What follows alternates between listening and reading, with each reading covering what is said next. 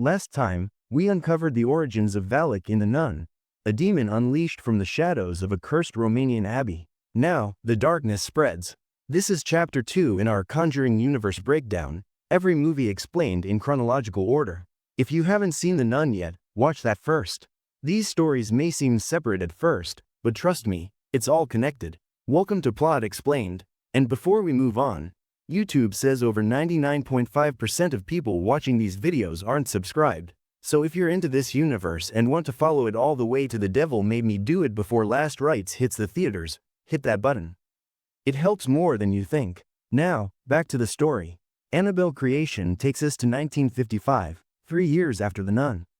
A grieving couple opens their home to a group of orphan girls. But what they've really let in is something far more dangerous. This is where the legend of Annabelle begins. Before the artifact room, before the Warrens, before anyone knew what they were dealing with. We open with Samuel Mullins, a doll maker, painting the face of his latest creation. It's unsettling, the blank stare, the fixed smile, but to him, it's just another doll. He places it in a box, unaware of how cursed it's about to become. Outside, life feels simple and warm. Samuel, his wife Esther, and their daughter Annabelle, or B, are on their way home from church. A peaceful, loving family. But peace never lasts long in stories like these. Their car breaks down on a quiet road. As Samuel fixes the tire, B chases a loose bolt into the street, just as a truck speeds into view.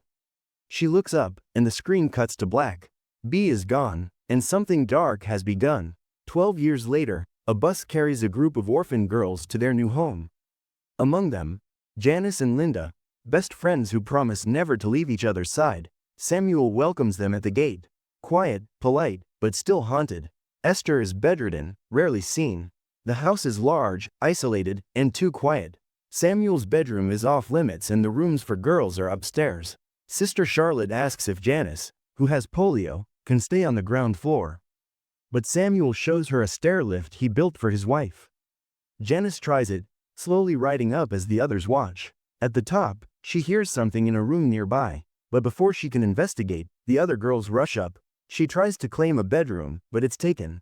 Wandering down the hall, she reaches for another door, only to be stopped by Samuel. That room is locked, and it stays locked. Linda calls her into another room, filled with old toys and shelves of dolls. It's like time stopped, but behind the silence, something's watching. Meanwhile, Charlotte hears a hatch creak open in her room. She shuts it, but it slams back open, harder this time. Before she can react, Nancy knocks and asks to explore the property. They head out. Linda invites Janice to join them, but she stays back, limping toward the window to watch them play, leaving her crutch behind. Then the door behind her creaks. A girl stands in the shadows. But when Janice turns, she's gone. Only her crutch is at her feet. Night falls. At dinner, the group says grace, until a sharp bell rings from Esther's room. Samuel leaves to check. Carol, curious, sneaks over and peeks in. The room is dark, the bed's drawn with a curtain. Then, it pulls back, revealing Esther's pale, silent face. The door slams shut. Charlotte scolds her and tells her to get back to her seat. The lights flicker, everyone brushes it off, but the house is waking up. Later that night, while everyone's asleep, Janice lies awake. A note slides under her door that says, "Find me." She steps into the hall and finds another note, this one beneath the locked door. In here, she tries the handle and this time, it's open. Inside is a little girl's bedroom, untouched. Dolls, toys, and a massive dollhouse, a near replica of the house they're in. Janice explores, finding a tiny key hidden in the dollhouse wardrobe. She spots a similar-looking full-size cabinet in the room, unlocks it, and finds the doll. Annabelle. Unnerved, Janice shuts the door, but it creaks open. She closes it again. It opens. She throws a sheet over the doll and turns away. But as she moves toward the window, the covered figure behind her starts to rise. Outside, Samuel stands in the dark, spots her in the window, and rushes inside. Janice turns to leave, but the figure in the sheet is now walking toward her. Then, the sheet falls. Nothing underneath, no doll, no one. Janice runs. The door slams shut behind her. She limps back to her room, climbs into the bed, and pretends to sleep as Samuel enters, glances around, and leaves. Next day, in the morning, the girls gather outside and decide to play hide and seek. an excuse to ditch Linda. She happily runs off to hide in the house. Janice, still shaken, goes to Sister Charlotte and confesses what happened. Charlotte listens, then firmly tells her, never go near that room again. Inside, Linda searches for a hiding spot. She pauses by the stairs, notices the dark crawlspace underneath, and slips inside. Meanwhile, the other girls head out to the barn, where an old scarecrow stands. Carol jokes around, totally unfazed. Back under the stairs, Linda suddenly sees Annabelle, sitting on a chair in the darkness. Then the chair jerks back, hard, dragged into the shadows. Linda scrambles out, terrified, but the other girls find her and mock her, unaware of what she saw. That night, Samuel fixes the hatch in Charlotte's room. He notices a black and white photo of nuns. Now if you saw the nun, you'll recognize it. Charlotte explains, it's from a convent in Romania where she once lived. Samuel tilts the photo, and there she is. In the shadows. Valak. He points and asks who this is. But Charlotte doesn't recognize her. Doesn't even remember meeting her. Later in the night, Carol and Nancy hide under a sheet, laughing and mocking Esther, until her bell rings. Then again, and again, they try to ignore it. But Nancy's flashlight flickers. The bell gets louder, faster. A tall shadow appears behind the sheet, a woman's figure. Then, silence. They turn to look but there's no one. Suddenly, a hand grabs Carol. A face lunges through the sheet. They scream. Lights flick on. Everyone's awake. Charlotte rushes in. Samuel follows. The girls say they saw Esther. But Samuel insists, it's not possible. She hasn't walked in years. As he leaves, Janice watches quietly from the hallway. She knows something's wrong. Next morning, the girls are outside. Janice tries to ask Nancy about the night before, the bell, the shadow, the face. But Carol quickly shuts it down. They don't want to talk about it. Meanwhile, Samuel drives off, leaving Sister Charlotte in charge. Inside the house, Charlotte hears the bell ringing from Esther's room. Reluctantly, she heads in. Esther, still behind the curtain, quietly asks for a glass of water. As Charlotte pours it, Esther makes a strange request, to turn away. When Esther emerges from behind the curtain, we catch a glimpse of her reflection in a small mirror. Half her face is normal. The other half is hidden behind a cracked porcelain mask. Charlotte, uneasy, gently asks about Bea and Esther starts to speak. Outside, Janice notices a photo hanging on the wall, Bea sitting with the same doll. She quietly takes it. That night, Janice hides the picture under her blanket. But Bea's face begins to shift. Her eyes glow red, twisted into something inhuman. Suddenly, soft music plays from the locked room. She follows it, opens the door and inside, the doll is sitting on the bed. While a music player hums behind it, Janice switches it off, just as Linda walks in. Oblivious to the tension, Linda finds a toy gun and playfully shoots a rubber ball at the doll. The ball bounces off, and now, the doll seems to be staring directly at her. Creeped out, Linda leaves. But Janice stays. She finds a diary near the bed. One entry catches her eye. Dear diary, today I come home. Then the door slams shut. In the corner, a puppet theater comes to life. The puppets start to move. Janice checks behind it, but no one is there. Then, the dollhouse lights flick on. Janice peers inside, and sees a tiny version of Bea. Through the miniature window, a hand appears. She looks up, and it's Bea at the real window. Tapping, gently talking, but then, her face twists, eyes black, mouth wide and snarling. She screams. Janice stumbles back and trips. She tries to crawl away, but a demonic hand claws her leg. She scrambles out and slams the door shut. Panicked, she limps to her room. But it slams shut. Runs to Charlotte's room. It also gets locked. Then, the hallway darkens. She rushes to the stair lift to go down, but it won't move. The door to Bea's room creaks open. Black smoke spills into the hall. Janice remembers to put the seatbelt on, and finally, the chair jerks to life, slowly descending. But halfway down, it stops. Then reverses. Janice panics as it climbs back up, shaking violently. It jerks to a stop at the top, then launches her into the air. She crashes to the floor, her face bloodied, her body broken. In the morning, Samuel and Charlotte return, carrying Janice in a wheelchair. She's silent, pale, barely present. The others try to talk to her, but Charlotte gently asks them to give her space. Later, Janice tells Charlotte that they shouldn't be here. There's something in this house. Watching, waiting. Charlotte reassures her, says it's just trauma. But Janice isn't convinced. That night, Samuel sits with Esther. He wonders aloud. Maybe they made a mistake bringing the girls here. Maybe Janice didn't fall. Maybe something threw her. Esther tells him that it's been 12 years of silence. Maybe it's time they stop being afraid and start living a normal life again. Outside, Janice lies on the couch and Linda sits beside her, the two sharing a quiet, nostalgic moment, laughing, remembering. For a moment, things feel normal. Then Charlotte calls Linda to bed. Upstairs, curiosity pulls her to the forbidden room. She peeks through the keyhole. And inside, she sees the Annabelle doll, gently rocking in its chair. Linda opens the door, but now, the chair is empty. Frightened, she rushes to her room. Clutching the toy gun, she shoots the ball into the darkness, then pulls it back. She fires again, but this time, the string pulls tight and starts to rise. Then, the gun is yanked into the shadows. She then hears heavy footsteps charge toward her from the darkness. She quickly dives under the blanket. And then, footprints appear. Black, inky, leading to the bed. She peeks underneath and sees that Annabelle is there. Then, a dark, clawed hand slowly reaches out and drags the doll under the bed. The next morning, Charlotte takes Janice out for a slow roll through the property. Everything seems calm until the familiar ringing bell cuts through the silence.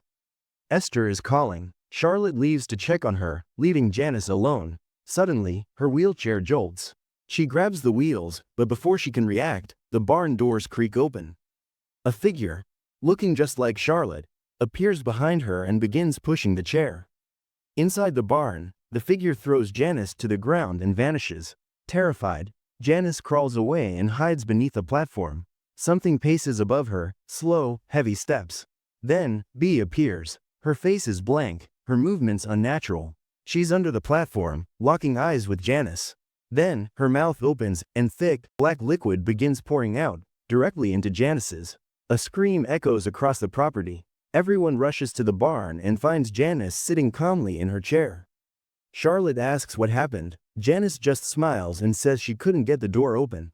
Her gaze shifts to Linda, and that smile lingers. Linda feels that something has changed. Deeply. This isn't Janice anymore. That night, the girls whisper among themselves. Linda tries to explain what Janice had confided, that the Mullins' daughter's ghost may be trying to hurt her. But Carol dismisses it all, saying Janice is just milking sympathy. No one really knows what to believe. The next morning, Linda sits alone outside, lost in thought. Samuel walks over, a wooden cross in hand. She hesitates but tells him the truth, that Janice entered Bee's room. And she saw the doll. Samuel freezes. His voice turns stern. He tells her that room was locked for a reason. That doll should have stayed locked away. Without another word, he walks back into the house. And there, at the dining table, sits the doll. Annabelle, just staring. He steps toward it and notices a note beside it that says, "Found you." He hears a creak behind him and turns. Janice is in the doorway. She slowly stands.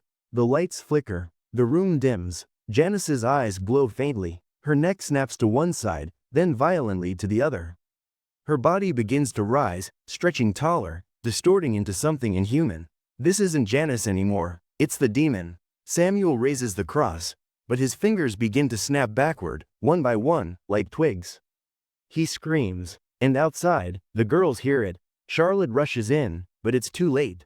Samuel lies dead on the floor, and Janice is nowhere to be found. That night, as his body is taken away, Charlotte and the girls re-enter the house. But Linda pauses at the door. Out in the yard, she sees Janice, sitting in her wheelchair, holding the doll, staring directly at her. Later, once everyone is asleep, Linda tiptoes over to where Janice is resting.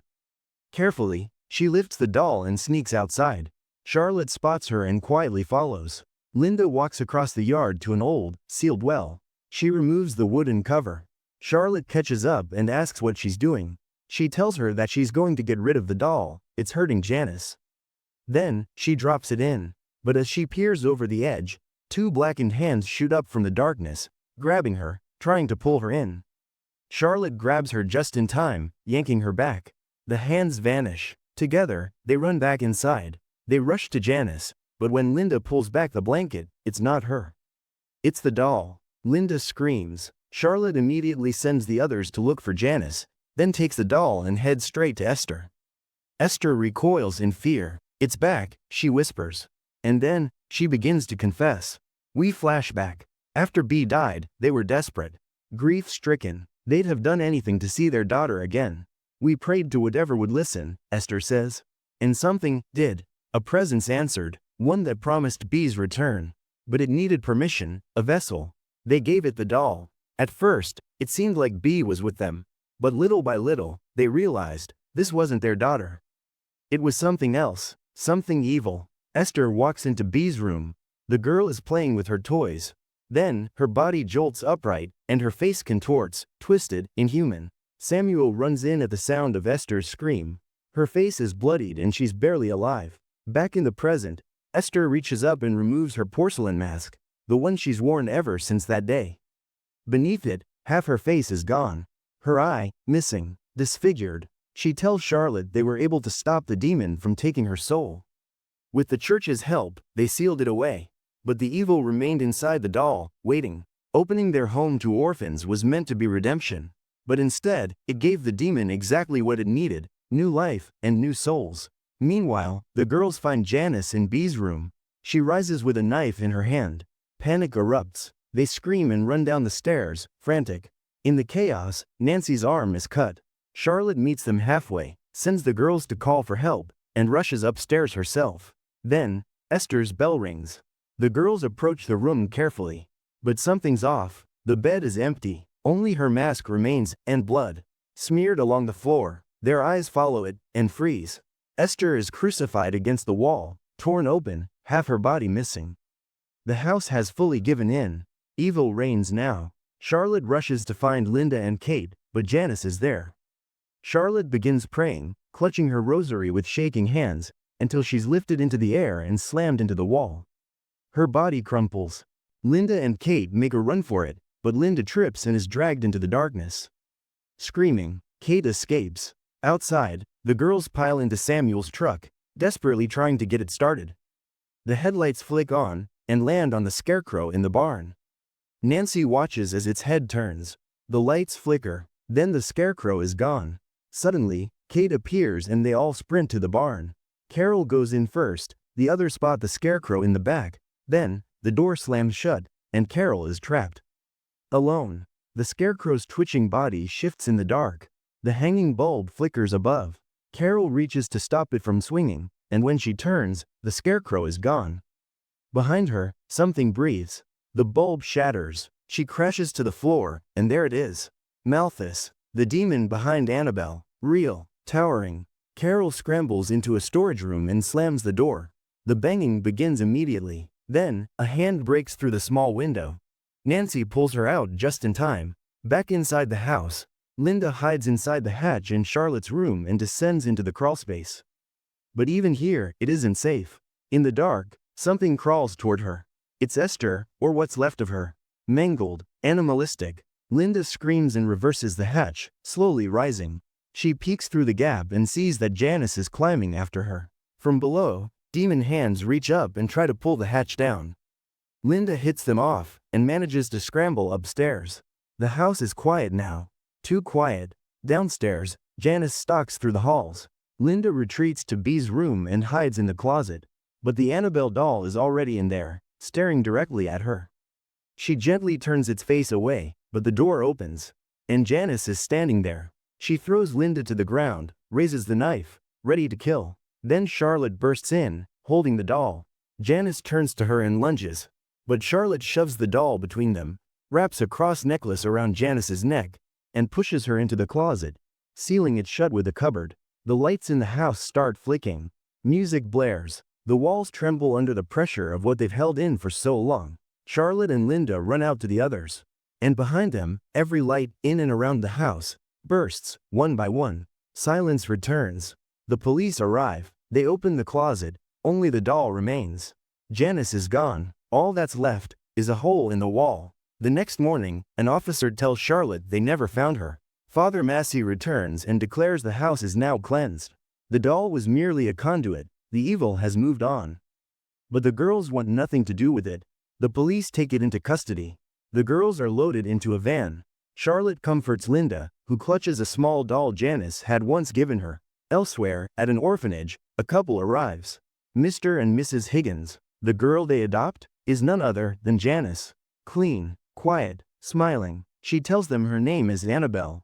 They give her a new doll, one that resembles the real-life version of Annabelle.